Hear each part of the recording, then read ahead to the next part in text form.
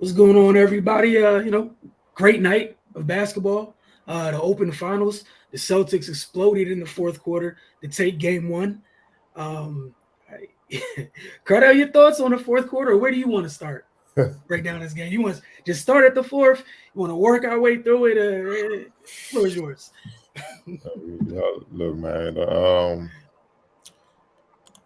A lot of people favor the Warriors because of experience, man. But I felt like the Celtics. This why it's been a tough pick for me, and I couldn't decide. Is because the Celtics had the advantage up front, and you saw that in the full quarter. I mean, let's just be real.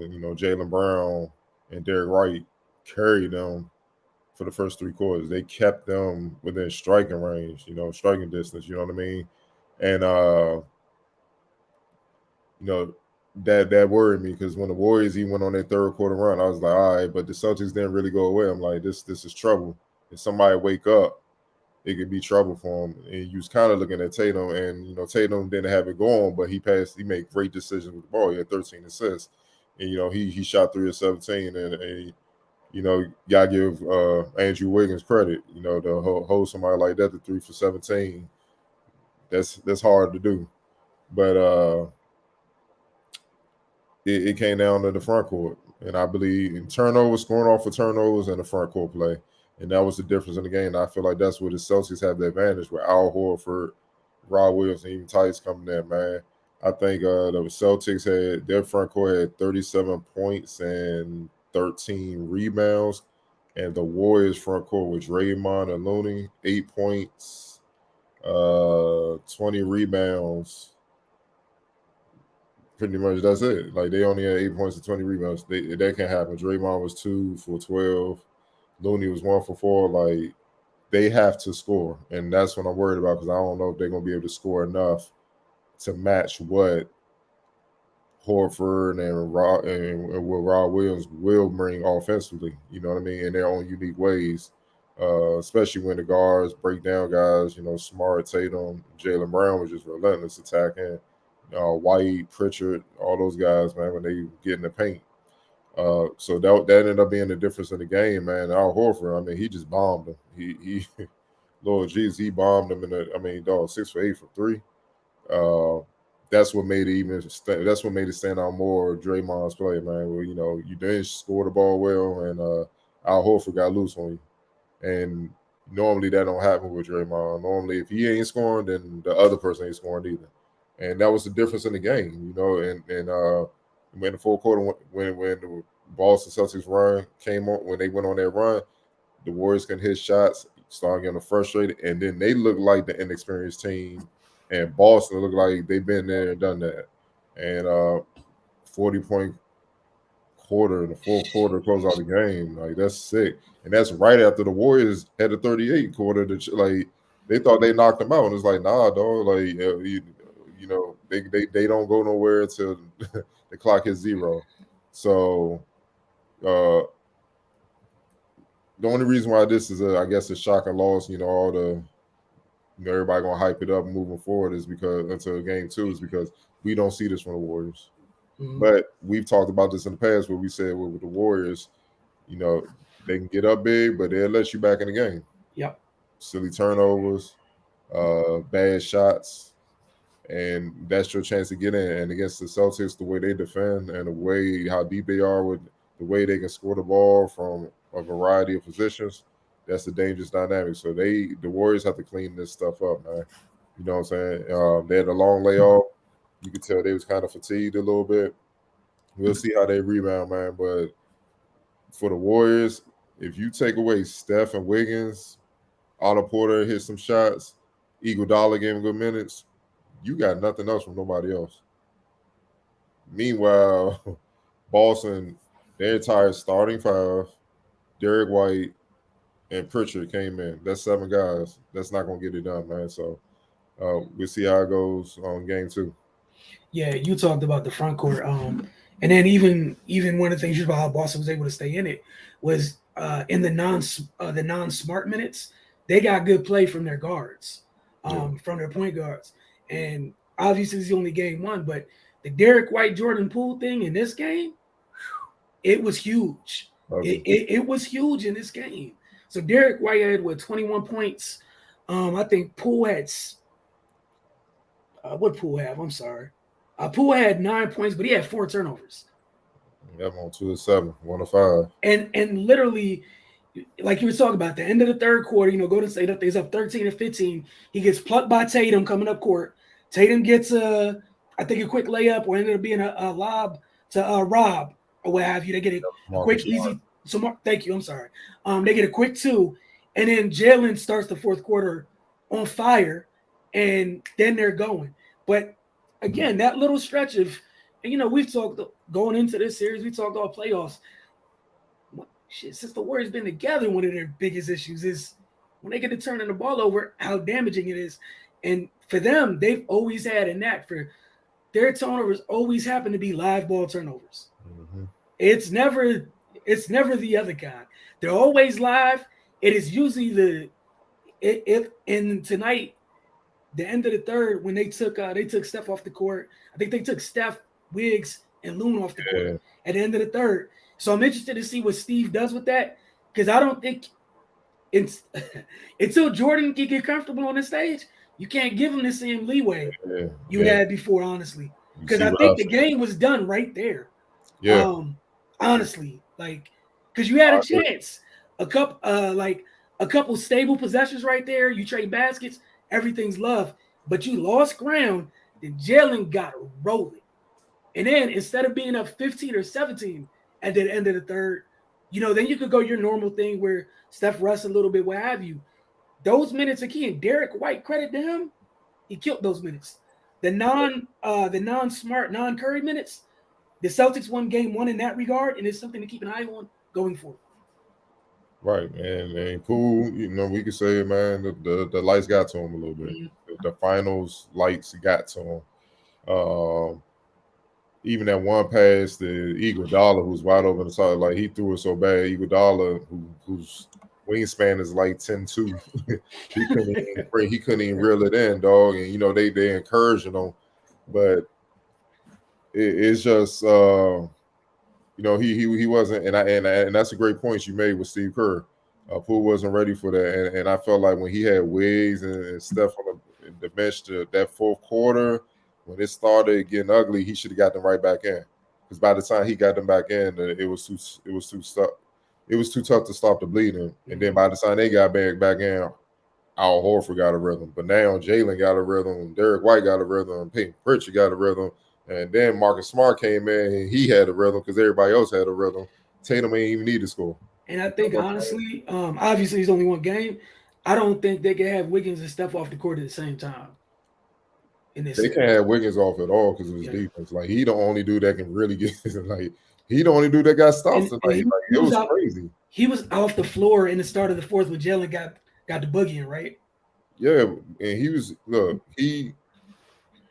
if you look at it throughout the game, he started on Tatum. So for most of the game he was on Tatum, but he was switching on to everybody. Even when Derek White hit those threes, you notice when he got back in the game, they put Wiggins on him. And Derek, you ain't hear from Derek no more. But by that time, Al Horford had it going. Mm-hmm. So it's they used Wiggins was literally the only one to get started. We could say it. The Celtics attacked Poole, Steph, and Clay relentlessly. Yep. They went right at them to tire them out.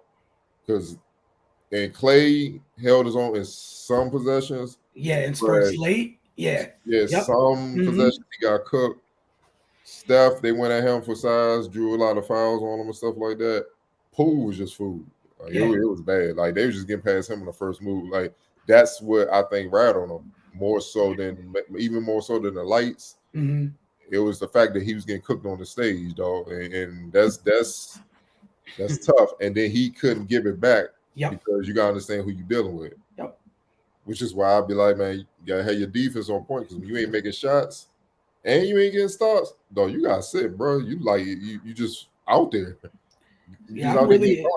Oh, my fault. So, I was just saying I'm really interested to see how you tweak that because in the previous series we saw some bench minutes for some of the kids, but I don't know. Again, it's a different stage. But like you said, there was a couple people they were hunting, and decisions will have to be made.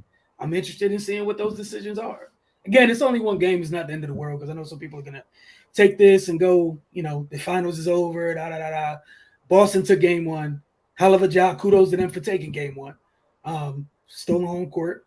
But again, it's the first game of the series. They was up through 3 quarters, down there double figures. So they were right there. They just didn't close well. They didn't have any poise down the stretch and at all. It showed. You know what I'm saying? They just look rattled, and that's uncharacteristic for them, especially to be at home. Like if they would have did it at Boston, I would feel a little bit different about it. Like, all right, cool, on the road, young team and stuff like that. But like I keep saying, man, it seemed like Steph, Wiggs, Otto, and Iguodala. Those are only 4 players that looked like they was ready to go. Everybody else was kind of, I don't know, man. You know what I'm saying? Clay woke up, but they're going to need Clay to get stops. And it's tough because he's dealing with Jaylen Brown. You know what I'm saying? But, well, if Jaylen Brown, we're going to get what he got, 24, Clay can't have 15. He got 20-something too. Oh. And the thing I love what Jaylen Brown did, man, he put his head down and got to the rack. That's when everything changed in fourth. Because he only shot 8 from 3. But he was getting to the rack and the playmaking of both of those guys. We talked about them in spurts with how much they handle the ball, how much they're responsible for carrying that the weight that they carry for Boston. I thought they both did a great job playmaking tonight. Obviously, Tatum definitely did with the 13 assists. What I was worried about, again, looking at both teams, how the guys who have the ball all the time for both teams, how well they take care of the ball. You got Draymond and Poole, they turn that thing over several times. And then with Tatum and Brown, what was it? I think Brown had 4. Tatum only had 2, the 13 assists, while shooting horribly. And credit to him for making the right play more often than not, even though he's poised. Yeah. That's one thing I love about his game. He's just poised. It's hard to speed him up. You know what I'm saying? Even though he wasn't hitting shots. But then, like, look, Grant Williams, 0. Like, he ain't been heard from since the Bucks series. You feel what I'm saying? Yeah. Pritchard's 14 was huge. Not 14. 8. But he had 8, 6, and 2, 6 rebounds too. So, like, it's little things like that. Like, why is Peyton Pritchard in 16 minutes getting 6 rebounds, dog? Like, that's Steph and them. That's on Steph and them. And that's the thing with the Warriors where they lose games, man. There's little details where they kind of ignore it, especially when they hitting shots. And you can't do that with Boston because, see, Boston, the entire team hustles. So they're going to get those 50-50 balls and stuff, and they're going to make you pay. So the Warriors got to match that young energy and get some of those balls, man. It's as simple as that. It can't just be 1 or 2 players. It got to be everybody. And then piggyback off what you were talking about, you talked about what the Boston front court did offensively. Keep in mind, as gifted and as much trouble that Horford and Williams, the damage they've caused throughout the playoffs on the glass, they only combined for 12 boards. That meant the rest of the boards came from the perimeter players to hammer home your point you just made. Jaylen Brown led them in rebounding with 7. Pritchard was second with 6. Obviously, the 2 bigs had 6 apiece, but again, everybody had 5 boards on the team. It felt like at least 5. Yeah, I mean, played tonight. In the start, like Draymond rebounded well. He had a game high 11. Wiggins had 5, which is good for a shooting guard wing. Looney had 9. Steph had 5 rebounds. Clay only had 2. Porter had 4, and that was it. And Boston's bench outplayed the Warriors' bench, man. But Steve Kerr didn't really go that deep into his bench, man. And that kind of showed, man, because as you can see, his starting minutes down there everybody down there played 40. So with it being the finals, I guess my question is, we when we wrap up this discussion, do you anticipate him? Because we got to think the further down the bench they go, like they're younger. You anticipate him throwing him in there, or? Because the only reason I'm asking, go ahead, my bad. Go ahead, answer first. I think he's going to play Looney more. 25 minutes is crazy, especially he wasn't in foul trouble. Yeah. I think he did a good job helping out with Horford and Robert Williams. It's just that it's the NBA, man. When somebody get in the rhythm, it's hard to turn that water off, man. Yeah. You know what I'm saying? Once they get going. But yeah, I would love to see Kuminga get in there. I think you should do what got you here and see how they respond, man. Then you'll know within a minute or 2. Right. And they ain't got it, man. You know what I'm saying? Then all right, bring it back out. But I like Iguodala. I like what Otto Porter brought. You know, they ready to go. You know what I'm saying? They Yeah. their first ring. But Kuminga, I think Kuminga, and if Gary Payton's healthy, throw him in there. Guys like that, I think those two for sure. They should get minutes to see what they are. You know what I'm saying? Because you can need them. Like you can throw Gary Payton, like Jaylen Brown. Yo, go get him. Mm-hmm. Make him work a lot more. See, now it ain't as easy. Derek White, go get him. See, now it ain't as easy to just get going. You know, Kuminga, his athleticism, he'll help out on the boards. If they get in the lane, his athleticism helps side blocks and stuff like what Wiggins was doing. Now you got two dudes going for that. That stuff matters, altering shots. That stuff matters. Now, 50-50 balls, loose balls. You got to add young athletic kid running them Jones down. And you got somebody that's running in transition, lob threats and stuff to get you easy points. Sometimes I feel like the Warriors, even when they were winning championships with KD and stuff like that, that's why KD made him a star because he would get easy baskets. Yep. You know what I'm saying? Where they don't necessarily have that at that. Well, definitely don't have KD, but they don't have that at that level no more. So, and sometimes they can fall in love with the three too much. You know what I'm saying? And that kind of adds on to the misery of what's going on when they're falling. So, yeah, I expect him to get some minutes. I think, you know, like I said, game one, Celtics got it, but it was a filling out process and stuff like that. So we're gonna see how they adjust, man. But I expect those two at least to get more minutes. Yeah, the reason, my bad for trying to cut you off earlier. The reason I was asking is I was just thinking, you know, in past series, like you're talking about, one, they've already done it. And then two, we're talking about the other players on Boston hitting the glass, doing things of that nature. And the kids, I'm excluding Gary Payton, but talk about Kuminga or Moody in little spurts. They're physically bigger. Yeah, than Poole and some of the other guys. They're of slighter builds. Those two are put together a little bit better. Where if you're gonna go deal with Boston, even in little spurts, it can't hurt. Because what we saw tonight again, their two bigs only had 12 boards. The rest of the team went to work on the glass. And the minutes when, like you said, the non-Loon minutes, the non-Steph minutes, the non-Wiggins minutes. Again, it's only game one, but you know, you can't die like that in those minutes when they're off the court.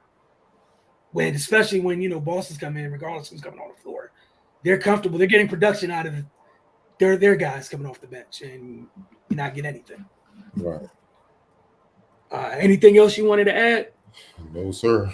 All right, so guys, we'll be doing this throughout the finals. You know, follow Focus TV. Obviously, need you guys to do that. Then get over to FocusTV.com, and in our respective YouTube pages, we'll have post game sound and things of that nature up. So we'll see you guys Sunday night for game two. Y'all have a great evening and a good day tomorrow.